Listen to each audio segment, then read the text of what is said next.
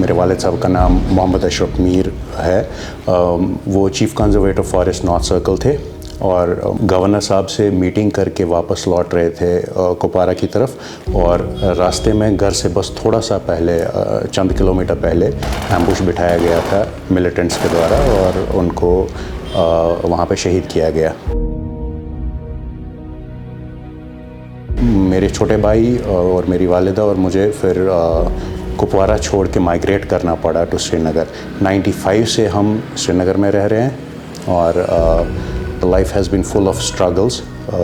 हमने there have been social struggles, there have been cultural struggles, we had to fit in a whole different culture, psychological problems creeped in.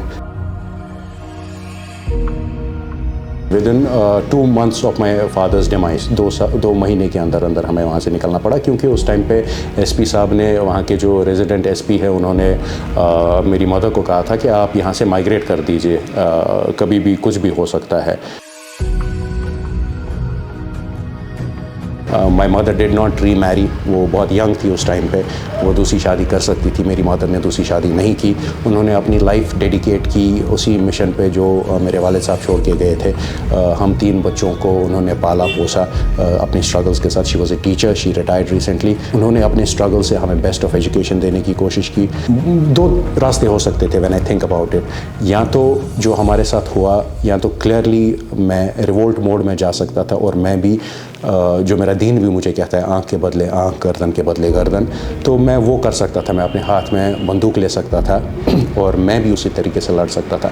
मगर मेरी mother ने, मेरी वालिद साहिबा ने, उन्होंने मुझे ये तरबियत दी कि the ink of a scholar is sacred than the blood of a martyr, जो मेरे रसूलुल्लाह सल्लल्लाहु अलैहि वसल्लम की बात थी कि एक आलिम का जो दर्जा है वो बहुत बड़ा है।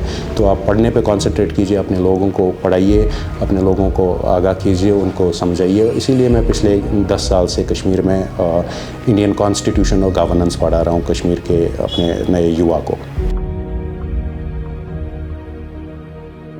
एक चीज़ जो कोई अंधा भी डिनाई नहीं कर सकता वो ये है कि कश्मीर में खून रुका, और वो खून हैंड्स डाउन, वो खून रोकने का काम नरेंद्र मोदी लेड गवर्नमेंट ने with the help of the LG administration Kashmir में हुआ।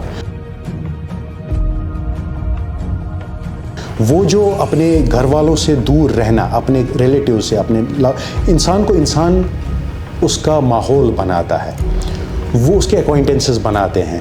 अब जब आपके पास आपके रिश्तेदार नहीं हैं, आपके पास आपके भाई बहन नहीं हैं, आपको अपने भाई बहन से सिर्फ फ़ोन पे बात करनी पड़ती है, आपके सुख दुख में आपका रिश्तेदार आपके घर नहीं आ पाता, आप उसके घर नहीं जा पाते, उस वजह से जो वो बात न करने की वजह से आपको जो साइकोलॉजिकल ट्रॉमास जो बिल्ड इन होते हैं आपके अंदर, वो मैनिफेस्ट अपने आप को करते हैं बाद में through dementia, through other elements. तो साइकोलॉजिकली बहुत इम्पैक्ट हो रहे हैं। हमारे पेरेंट्स इम्पैक्ट हुए हैं मोर देन अस साइकोलॉजिकली, और क्योंकि हम तो छोटे थे, we were growing up, somehow जो यंगर जनरेशन थी दे अडेप्टेड, बट जो बड़े वाले थे वो पहले से मैच्योर थे तो दे कुडंट अडेप्ट। उनका वो अंदर रह गया, जो मैनिफेस्ट किया बाद में डिमेंशिया जैसी बीमारियों में, हाइपरटेंशन जैसी बीमारियों में, ऐसी बीमारियों में ये लोग मुब्तला हुए।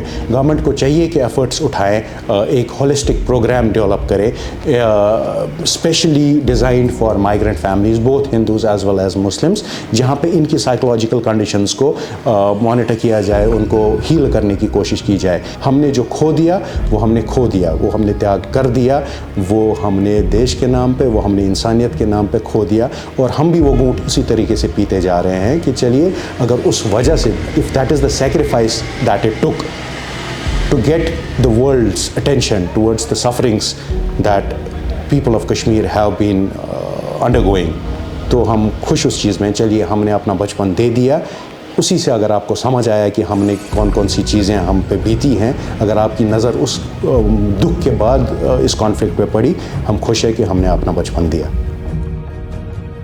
वो फैमिलीज़ की स्ट्रगल्स मैं जानता हूँ। अगर मेरी वालिद साहिबा एक मुलाजिम नहीं होती, अगर वो एक अर्निंग हैंड नहीं होती, तो हम तीनों की ट्रेजेक्ट्री लाइफ की, मेरे और मेरे छोटे 2 भाइयों की डिफरेंट हो सकती थी। जो डिफरेंट है बाकी लोगों के लिए, वैसी फैमिलीज़ के लिए जिनके माँ बाप जो है वो ऐसे इंसिडेंट्स के बाद नहीं गवर्नमेंट जॉब में है या और कहीं पे है, उनके लिए वो डिफरेंट है। गवर्नर साहब से मेरी एक ही रिक्वेस्ट रहेगी कि ये अप्रोच, ये जो फैमिलीज़ हैं, ये वो फैमिलीज़ है जिन्होंने उस टाइम पे, जिस टाइम पे हार्डकोर नेशनलिस्ट अपने आप को कहने वाले लोग जो हैं, वो अपना दामन बचा के वो चले गए। ये वैसी फैमिलीज़ है जिन्होंने ब्रंट लिया फ्रंट पे। ये वो फैमिलीज़ है जिन्होंने अपने लाउड वंस को सैक्रिफाइस किया फॉर द नेशन। तो ऐसी फैमिलीज़ के लिए अप्रोच सिंगल प्रोलॉन्ग नहीं हो सकता, क्योंकि हर एक की जो प्रॉब्लम्स है वो डिफरेंट है।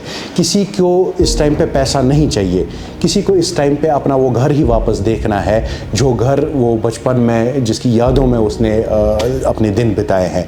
किसी को कंपनसेशन चाहिए, कोई मेयर सस्टेनेंस लेवल पे जिसको सिर्फ पैसा है वो चाहिए, जिसको खाना नहीं पहुंच रहा है। कोई वो है जिसको रिकग्निशन चाहिए, कोई वो है जो अपनी स्टोरी आगे कहलाना चाहता है। तो स्टोरी जो सारा अप्रोच है गवर्नर साहब, वो नहीं हो सकता सिंगल स्टेप पे। It has to be a multi pronged approach. जैसे one we can do is we can create virtual museums document करने के लिए उन घरों को, विच आर ऑलरेडी डूइंग, बहुत आसान सी चीज़ है, पूरी दुनिया आज कर रही है। We can do that. हम वर्चुअल म्यूजियम्स क्रिएट कर सकते हैं उन फैमिलीज़ के लिए जिनके मन में भी डर आता है, ये बोल कि जो आना चाहते हैं कश्मीर पर, जिनके मन में डर आता है कि मैं कश्मीर आऊँ। So we can create virtual museums में हम उसको डॉक्यूमेंट कर सकते हैं, उनके घर को, उसके सराउंडिंग को। फिर वो दुनिया में जहाँ भी हो वो वहाँ से अपने घर का टूर कर सकते हैं वर्चुअल, जैसे गूगल कर रहा है। We can do that. 2, we will have to come up with a scheme जहाँ पे we bring in a social security net for these people. हमें इनका ख्याल रखना होगा, क्योंकि मेयर सस्टेनेंस लेवल पे ये फैमिलीज़ काम कर रही है। 3, we will have to get psychological social benefit to them in terms of free medical checkups, free medicines. We'll have to do that. 4, we will have to honor them in some way or the other. हमें इनके लिए हम awards देते रहते हैं। इनमें से बहुत सारे लोग हैं जिन्होंने जान के नजराने पेश किए in the line of duty, और जिनको हम भूल चुके हैं।